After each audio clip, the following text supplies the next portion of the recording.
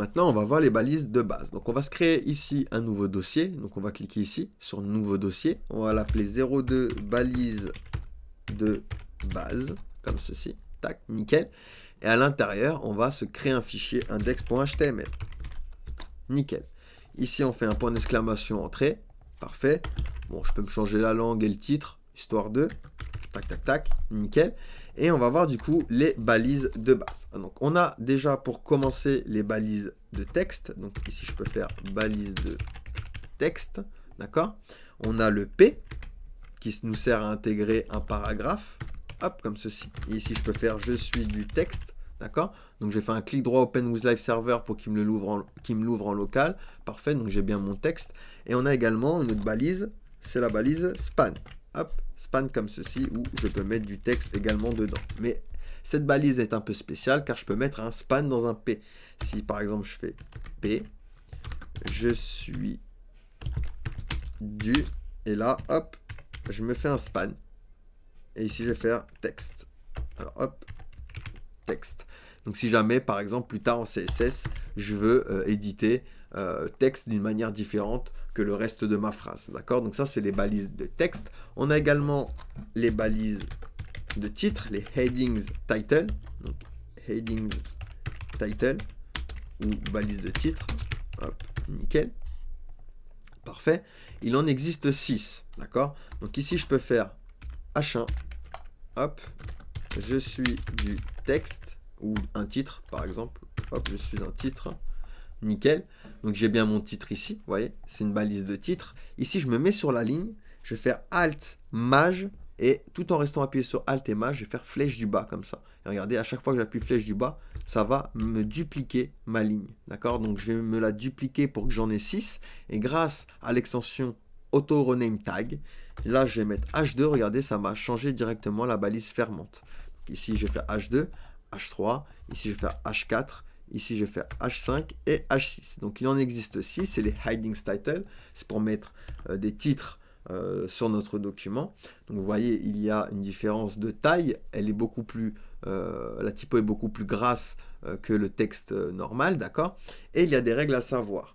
Les H1, il doit en avoir qu'un seul par page. Et il doit posséder également des mots-clés. Si votre site parle de voitures, par exemple, eh ben, votre H1 doit posséder des mots-clés sur les voitures, comme Angeliver, mécanique, etc. Généralement, tout votre contenu doit posséder des mots-clés. C'est bon pour le référencement SEO, d'accord?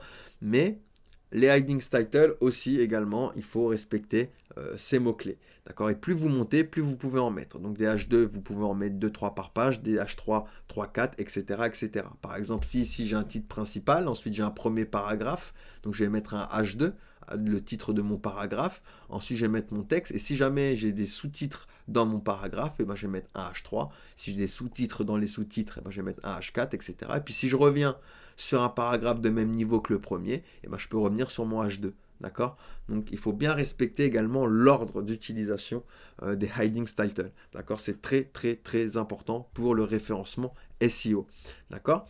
Donc, ça, c'est pour les balises de titre. Ensuite, on a hop, les balises de structure. Hop. Donc, on en a deux. On a la div. D'accord? Donc, il faut voir ça comme une brique. Si, par exemple, je code une carte, tous les éléments de ma carte, je vais les regrouper dans ma div. Donc, il faut voir ça comme une brique. Et après, je vais pouvoir, du coup, mettre des briques par-ci, par-là pour pouvoir structurer, du coup, ma page. D'accord? Donc, vous voyez, à l'intérieur, il n'y a pas de contenu, sauf si je rajoute un P. Par exemple, je peux rajouter un P à l'intérieur avec « je suis du texte ». D'accord? Hop, comme ceci. Hop, et on voit bien mon texte. D'accord? Attention, je ne peux pas mettre de div à l'intérieur d'un P. Je ne peux pas faire ici div... Hop, comme ceci, description, par exemple. D'accord? Donc, ça fonctionne, hein, mais c'est une mauvaise manière de faire. Vous allez avoir un mauvais référencement SEO, des mauvais, statistiques. D'accord? Donc, il ne faut pas faire ceci. D'accord? Vous pouvez mettre les P dans des divs, mais pas des divs dans des P. D'accord? Les divs servent vraiment à structurer un groupe d'éléments qui sont correspondants à un élément parent. D'accord? Ensuite, on a également la balise section, qui nous permet également de faire comme la div, mais elle est sémantiquement parlant plus forte, car elle va indiquer tout simplement que c'est une section dans le site. D'accord? Donc ça, c'est la balise section. On a la balise également nav, qui correspond à la navigation. D'accord? Donc si ici, par exemple, je vais aller sur un site web, hop, nickel. Vous voyez, alors la nav correspond à ceci. Vous voyez, ça correspond à ceci, à la navigation, d'accord, de page en page, d'accord, avec le petit menu burger. Hop, si là, j'agrandis comme ceci, vous voyez, ça correspond à ceci, d'accord, avec les liens pour pouvoir se balader de page en page. Ça correspond à ça, la nav, d'accord. Donc sémantiquement parlant aussi, elle est très forte. On a le footer, donc le footer qui est le pied de page de votre document. Donc ça correspond, hop, hop, hop, à ceci. D'accord? Ça correspond à ceci, c'est le footer du document, donc le pied de page de mon document. D'accord? On a également la balise article, qui est très intéressante lorsque vous faites, par exemple, un blog, d'accord? Pour regrouper, pareil que la div, mais les éléments pour un article, d'accord? On a également la balise main, qui est très importante également. Il en faut un seul par site. C'est une balise qui correspond à la partie la plus importante de votre site, d'accord? Donc l'élément le plus important de votre site doit se retrouver entre la balise main. Ensuite, on a le header.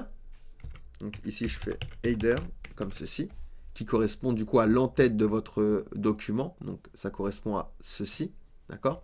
À tout ceci, d'accord? C'est l'entête de page. C'est là où l'utilisateur va atterrir, d'accord, dès qu'il va accéder à une page, d'accord. Donc dans chaque page il y a un header. Par exemple, si je vais sur une page à propos, hop, je vais avoir un header également, hein. Donc hop, j'ai ma connexion qui est un peu lente, voilà, parfait. Et ici vous voyez, j'ai un header, d'accord, j'ai également un header, ok.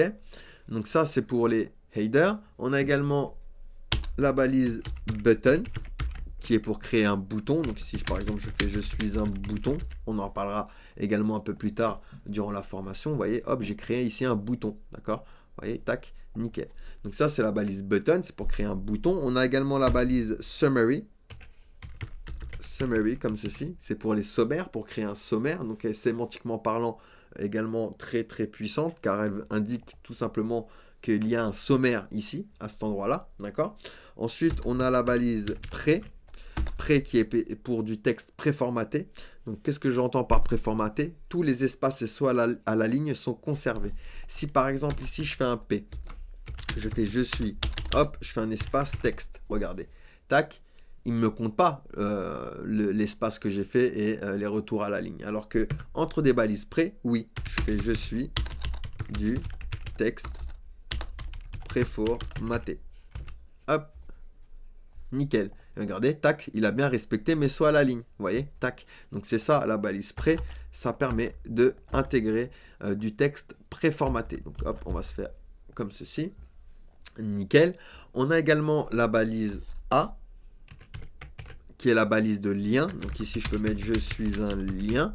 Il y aura un attribut généralement ici qui est href, qui attend un URL de destination ou un chemin d'accès vers une autre page, d'accord? Donc on voit ici le lien, il apparaît, il est d'une couleur différente et il a une underline en dessous, d'accord? Il est souligné comme ça, d'accord?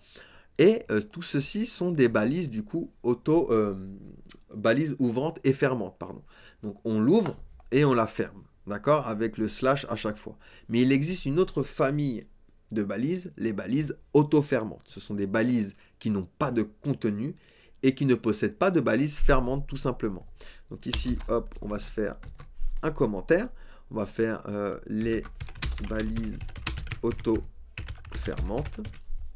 Parmi ces balises, on a une balise très utilisée, la balise IMG, qui nous permet d'intégrer une image, d'accord? Donc IMG, vous voyez, ça se met comme ceci. Généralement, il possède deux attributs. L'attribut source pour un chemin vers une photo, ou alors un URL vers une photo, ou une vidéo, mais ça, on utilise la balise vidéo. Et l'attribut alt qui nous permet d'ajouter du texte alternatif à notre image, qui est très importante lorsque vous utilisez des images. Si vous mettez une image d'un chat en train de jouer avec de la laine, vous devez vraiment préciser dans la balise alt l'image. Donc vous mettrez chat en train de jouer avec de la laine sur un bureau, par exemple. D'accord? Donc il faut vraiment être précis, c'est pour le SEO également, pour avoir un bon référencement, c'est pour les personnes qui sont atteintes d'handicap et qui ont besoin du coup de liseuse d'écran pour pouvoir lire votre site. D'accord? Donc c'est très important.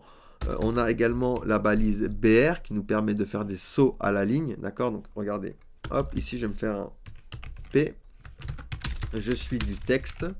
Hop, nickel. Je vais me la dupliquer. Alt-Maj, flèche du bas. Hop, et entre les deux, je vais me faire BR. Regardez, tac. Vous voyez, ça m'a fait un espace. D'accord? Donc, plus j'en mets, plus ça me fait des espaces. Donc, vous voyez, c'est également une balise auto-fermante. OK? Ensuite, on a le HR qui nous permet de créer une démarcation.